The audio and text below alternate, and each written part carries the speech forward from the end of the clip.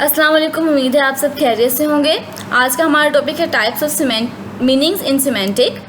There are 7 types of meaning basically in semantics. So first of all we will discuss what is meaning. The meaning is a relationship between language and the out is being mutually agreed upon the users of language so that it can be understood by one and other. हम जो एक दूसरे से बात करते हैं, जितने भी हम लिंग्विस्टिकली वर्ड्स बोलते हैं, उनका कोई ना कोई मीनिंग होता है जो कि सोसाइटी टू सोसाइटी वेरी करता है, और वो इसलिए होता है ताकि हम एक दूसरे की बात को समझ सकें. डिफरेंट कल्चर्स में, डिफरेंट सोसाइटीज़ में वर्ड्स के डिफरेंट मीनिंग्स होते हैं. एक वर्ड का सिर्फ एक मीनिंग नहीं होता. तो मीनिंग रिलेशनशिप है उस लैंग्वेज के लिहाज से उसका जो मतलब बनता है, और बाकी दुनिया के लिहाज से जो उसका मतलब बनता है. एक दूसरे के अंदर कम्युनिकेशन को बेहतर करने के लिए जो हम वर्ड्स के मीनिंग्स यूज़ करते हैं, जो हम वर्ड्स का जो हमारा मतलब बनता है, कभी हमारी इंटेंशन होती है, कभी उसका डिक्शनरी मीनिंग, कभी उसका सोशल मीनिंग, ये सब जो है वो मीनिंग में इंक्लूड होता है. According to Geoffrey Leech, meaning can be learned as a linguistic phenomena itself, not as something outside of language. Meaning language से बाहर की कोई चीज़ नहीं होती. जिस तरह अगर इंग्लिश के वर्ड्स हैं तो उसका मीनिंग भी कोई इंग्लिश लैंग्वेज में से ही होगा, उसका मीनिंग फ़ारसी या अरबी या इन ज़ुबानों में से नहीं होगा. फ़ारसी में वर्ड्स के मीनिंग और तरह से होंगे, अरेबिक में और तरह से, और इंग्लिश में और तरह से. इसी तरह हर लैंग्वेज के मीनिंग्स जो है वो वेरी करते हैं, सेम नहीं होते. However, the scope of linguistics that studies about meaning does not only consist of one field of science. Meaning जो है वो एक फील्ड पे उसकी लिमिट सिर्फ एक फील्ड नहीं है, बल्कि मीनिंग जो है वो ओवरऑल बहुत सारी चीज़ों को मद्देनज़र रख के फिर परसीव किया जाता है. According to Leech, there are only 7 types of meaning. Meaning plays an important role in understanding what is communicated. Communication के लिए बात का मतलब पता होना, लफ्ज़ों का मतलब पता होना, वर्ड्स इन सेंटेंसेस और वर्ड इंडिविजुअली का मतलब पता होना बहुत ज़रूरी है, वरना हम कम्युनिकेशन नहीं कर पाएंगे.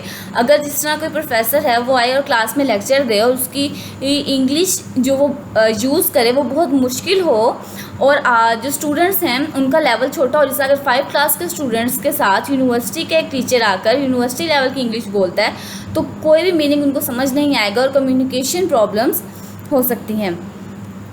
There are 7 types of meanings. First one is conceptual meaning. What is conceptual meaning? Conceptual meaning को हम डिक्शनरी मीनिंग भी कह सकते हैं, जो कि बिल्कुल एग्जैक्ट और लिटरल मीनिंग होता है. Conceptual meaning also known as denotative और डेजिग्नेटिव और कॉग्निटिव और डिस्क्रिप्टिव मीनिंग, जो कि सिर्फ उस वर्ड को डिस्क्राइब करने के लिए, उसकी डेफिनेशन देने के लिए यूज़ किया जाता है. And this meaning is considered a central factor in linguistic communication. Conceptual meaning refers to the logical understanding of speech and is recognized as a basic component of grammatical competence. The alternative is described as cognitive or denotative meaning. It is the literal meaning of a word indicating the idea or concept to which it refers. The concept is minimal unit of meaning which could be called semium. As we define phoneme on the basis of binary contrast, similarly we can define semium women as human, female plus adult. अब यहाँ पर देखते हैं literal meaning किस तरह से एक word का बनता है. जिस तरह अगर हम मैन लेते हैं, मैन, बॉय, ओल्ड मैन, ये हम बेबी, किड, ये हम अलग अलग वर्ड्स यूज़ करते हैं. मैन जो है वो एक ह्यूमन है, साथ में वो एक मेल है और एक एडल्ट है. अब एडल्ट के साथ अगर हम माइनस जो है वो किड कर देंगे तो वो उसकी पूरी डिस्क्रिप्शन जो है यहाँ पर आ जाएगी, जिस तरह वुमेन के साथ किया है. इसमें प्लस और माइनस को साथ रखकर उसका जो पॉजिटिव फैक्टर्स हैं, जो नेगेटिव फैक्टर्स हैं, पॉजिटिव मीन जो एडिशन है उसकी पर्सनैलिटी में, नेगेटिव मीन जो सब्ट्रैक्शन है उसकी पर्सनैलिटी में. दिस इज़ द बेसिक और universal meaning and can be represented at the lexical level as well as the meaning of simple clauses और sentences at the lexical level, lexeme. The conceptual meaning is represented as a series of different features, a set of relevant special features, if not described as semes or semima, depend on the given semantic field. The operant features for lexeme people are human, adult, male. The application of these features uses binary notation, where the value of the feature is determined as one positive, negative, or neutral. Conceptual meaning deals with the core meaning of expression. ठीक है। ये बिल्कुल उसकी core description हमें बताता है। जिस तरह एक मैन जो है वो उसकी पर्सनैलिटी किस तरह की है ये हमें बाद में पता लगेगा, या उसकी पर्सनैलिटी में कौन से एट्रीब्यूट्स हैं, कौन से नहीं हैं, या वो बिल्कुल परफेक्ट है या वो माजूर है, या जो है वो उसके बाल किस तरह के हैं, उसका कम्प्लेक्शन किस तरह का है, ये बात की चीज़ें हैं। लेकिन एक मैन से जो हमारे माइंड में सबसे पहले उसकी डिस्क्रिप्शन आती है वो यही आती है कि वो एक अडल्ट है, एक ह्यूमन है, एक मेल है, ठीक है। ये सब पॉजिटिव एट्रीब्यूट्स हैं उसके जो कि उसके अंदर मौजूद है। और नेगेटिव कौन क्या है, वो किड नहीं है, वो फीमेल नहीं है, माइनस किड माइनस फीमेल, ठीक है। It is a denotative or literal meaning. It is essential for the functioning of language. For example, a part of the conceptual meaning of needle may be thin, sharp or instrument. अब एक needle है, needle का मतलब यानी सुई, तो वो क्या है, थिन है, पतली है, शार्प बहुत तेज़ है, और एक इंस्ट्रूमेंट भी है, ठीक है। तो ये नीडल की डिस्क्रिप्शन है जो कि डिक्शनरी वाइज डिस्क्रिप्शन है उसका, जो उसका लिटरल मीनिंग है नीडल का। उसके बाद नीडल का कलर क्या है, नीडल का साइज़ क्या है, नीडल किस लिए यूज़ हो रही है, ये सब कुछ जो है ये बाद की चीज़ें हैं, ये बाद के मीनिंग्स में आती हैं। सबसे पहले हमारे पास कंसेप्चुअल मीनिंग है जो कि उसकी बेसिक डिस्क्रिप्शन बताता है। The aim of conceptual meaning is to provide an appropriate semantic representation to a sentence or statement. The conceptual meaning is the base for all the types of meaning. ठीक है, जब हमें conceptual meaning पता होगा कि उसकी basic description क्या है, वो चीज़ है क्या, ठीक है। अब नीडल हमें को कह देगा कि what is needle, needle is blue, तो हमें उसकी डिस्क्रिप्शन नहीं पता लग रही कि नीडल क्या है, नीडल नीली है, ये तो उसके आगे का कोई मीनिंग होगा।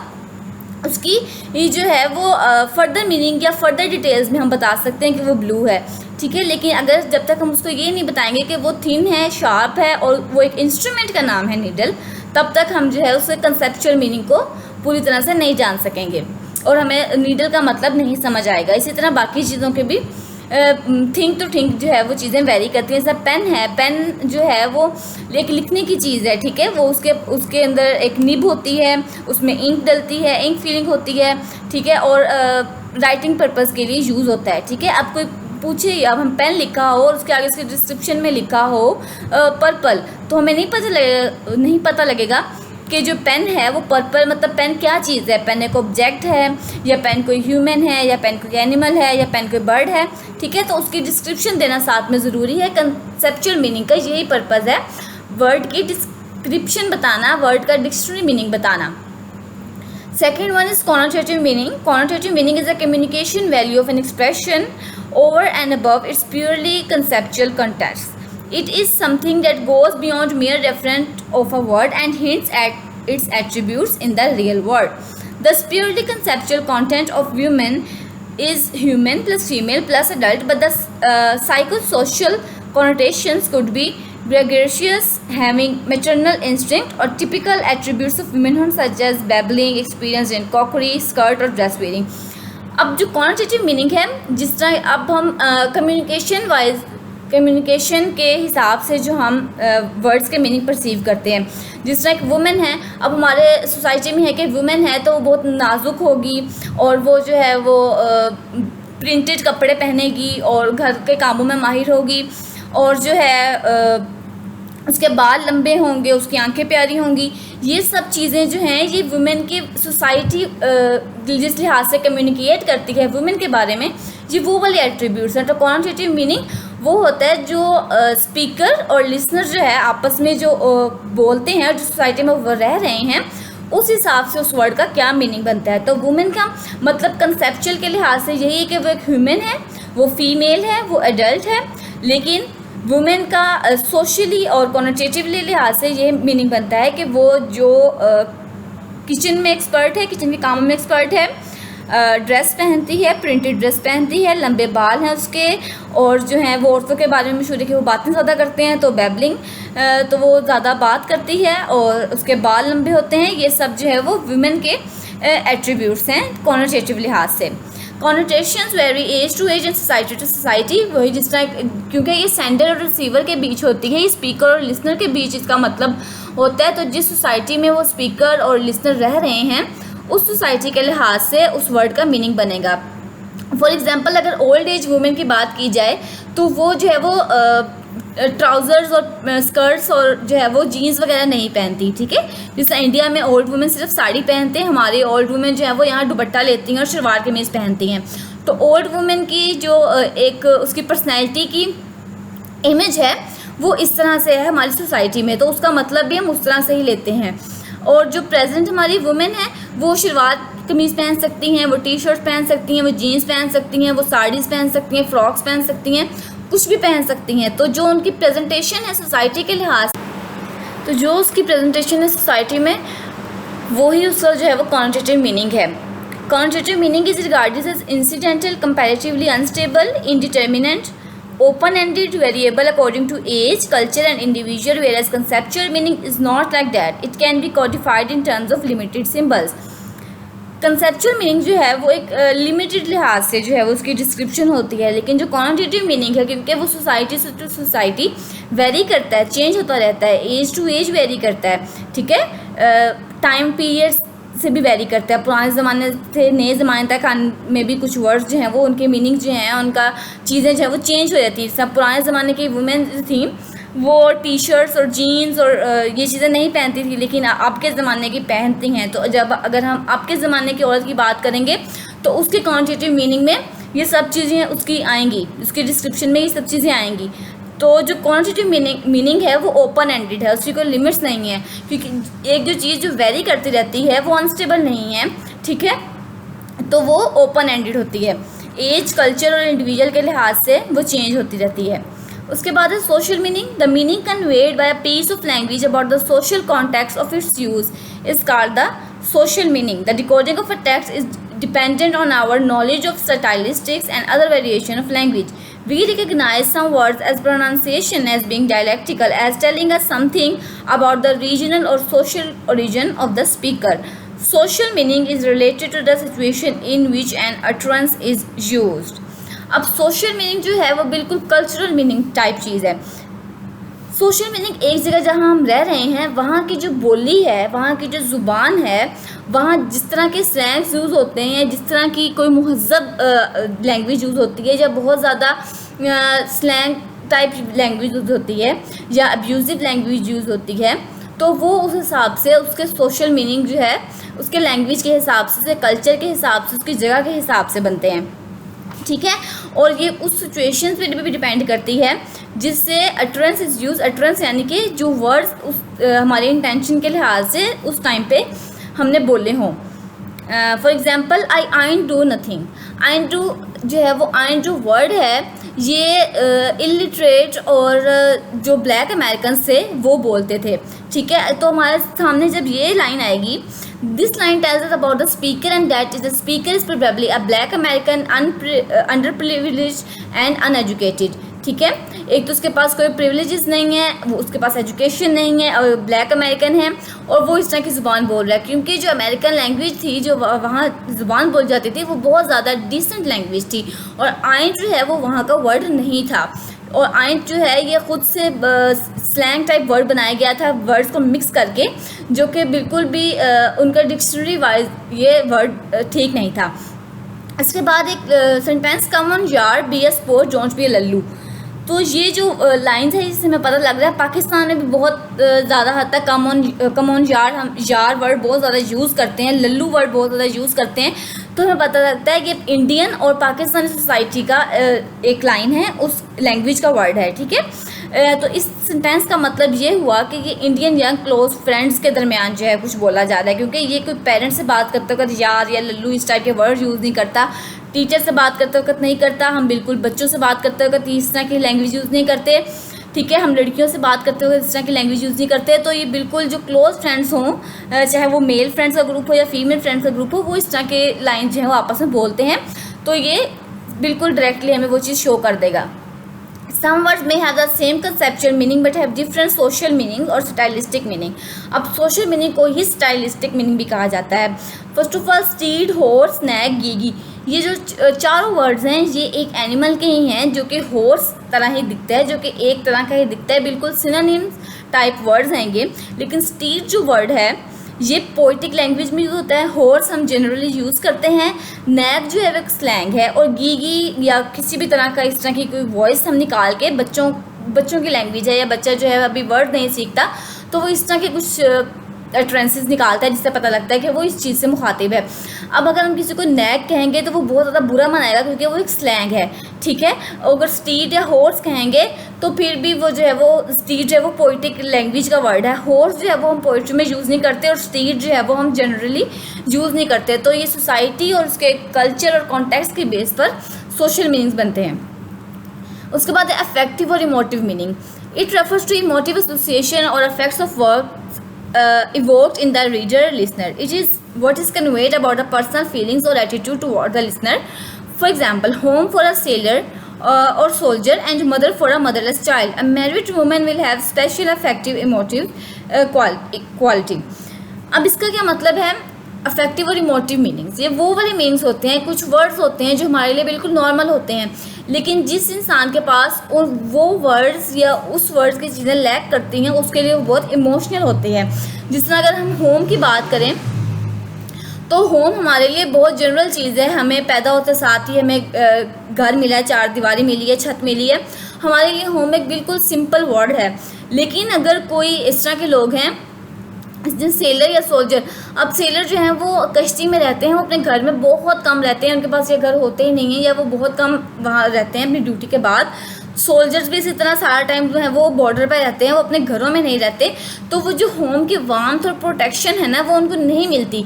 तो होम उनके लिए बहुत इमोशनल चीज़ है। या होम जिस तरह बैगर्स हैं रोड साइड वॉक पे जिस तरह बैगर्स होते हैं, अगर उनके सामने हम जाके अपने घर की या घर का वर्ड बोलें तो उनके लिए वो एक बहुत इमोशनल चीज़ है, इमोशनल फीलिंग है, क्योंकि उनके पास घर नहीं है। जिस तरह अगर हमारे पास वर्ड है मदर, हमारे लिए मदर बिल्कुल एक जनरल टर्म है, एक जनरल वर्ड है, बिल्कुल स्पेशल या स्पेसिफिक नहीं है, क्योंकि मदर जो है हमने बचपन से मदर को देखा है। लेकिन मदर एक मदरलेस चाइल्ड के लिए बहुत ज़्यादा इमोशनल और अफेक्टिव वर्ड हो सकता है। नेक्स्ट एग्जाम्पल इसकी है, you are a weakest tyrant and a villainous reprobate and I hate you, और I hate you you idiot.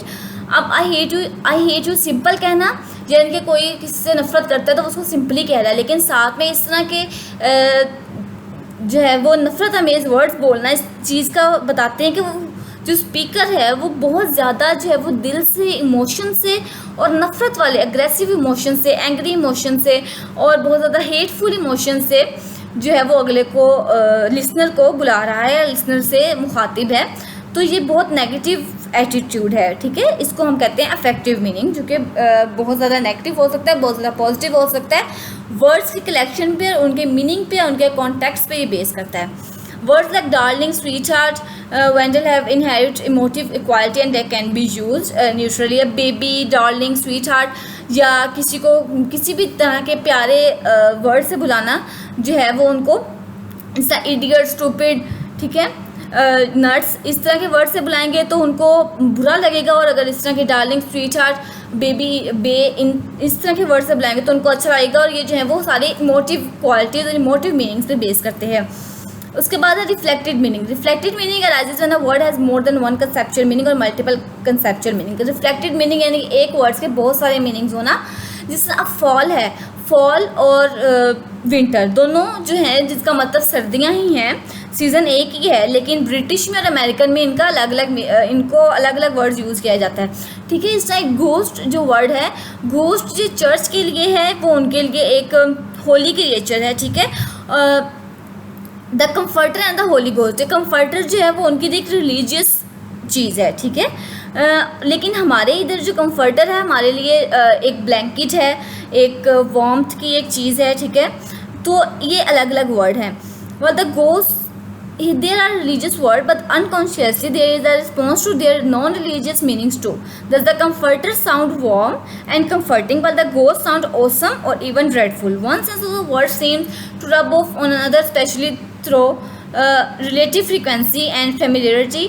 Ghost is more frequent and familiar in non-religious sense. अब ghost जो है वो ज़्यादातर हम non-religious sense में उसको यूज़ करते हैं, लेकिन the comforter and the Holi ghost जब चर्च की सर्विस में हम यूज़ करते हैं तो रिलीजियसली इसको यूज़ करते हैं और उसका मतलब जो है वो कुछ भी डरावना या खौफनाक नहीं है। उसके बाद है in poetry to have reflected meaning such as in the following lines from Futility. Our limbs so dear achieved our sides, full nerved, still warm, too hard to stray.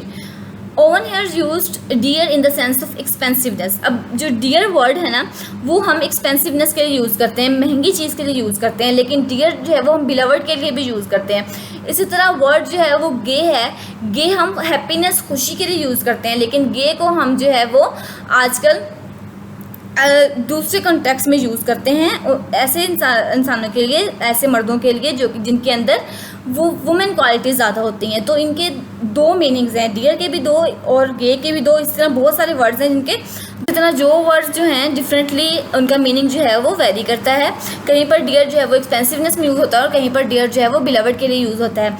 उसके बाद reflected meanings also found in taboo words. Reflected meaning जो हैं वो taboo word में भी use होते हैं, क्योंकि उन वर्ड्स के मीनिंग जो हैं वो रियल में कुछ और होते हैं और सोसाइटी वाइज वो मीनिंग्स कुछ और होते हैं। The word intercourse immediately reminds us of its association with sex, sexual intercourse. The sexual association of the word derives away it's innocent sense communication. अब इंटरकोर्स का मतलब होता है कम्युनिकेशन या आपस में जो है वो एक प्यार मोहब्बत वाला रिलेशनशिप, और उसके लिहाज से कम्युनिकेशन। लेकिन इंटरकोर्स हमारी सोसाइटी में जो है वो उसको सेक्सुअली मीनिंग के लिहाज से देखा जाता है, इस वजह से ये बहुत ज़्यादा बुरा समझा जाता है, एक टैबू वर्ड समझा जाता है सब कॉन्टिनेंट में।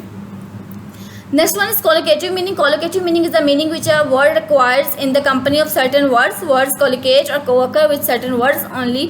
For example, big business, not large or great. Collocative words वो meanings वो होते हैं जब जो है कुछ वर्ड जो हैं वो एक दूसरे के साथ ही एक दूसरे का मीनिंग सही तरह से बनाते हैं, ठीक है। अब बिजनेस है, बिजनेस के साथ अगर हम लार्ज बिजनेस या ग्रेट बिजनेस लगाएंगे तो वो वर्ड जो है वो ठीक तरह से को-ऑकरेंस में उसका मीनिंग नहीं बनता, but big business is the correct and accurate word. Collocative meaning refers to its association of a word because of its usual or habitual co-occurrence with certain types of words. Pretty and handsome indicate good looking.